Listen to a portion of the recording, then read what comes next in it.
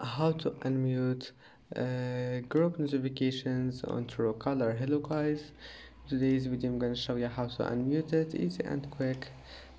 First open Truecaller and here select any group you want like this one, then click these 3 points in the top corner and click group info, and once you're here click notifications and select all messages, and that's it.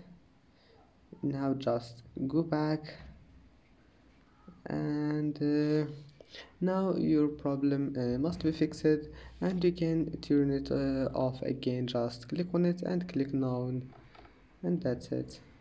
And that's it for today's video. If you like this video, please don't forget to like and don't forget to subscribe, and thank you for watching this video until the end, and see you in the next video.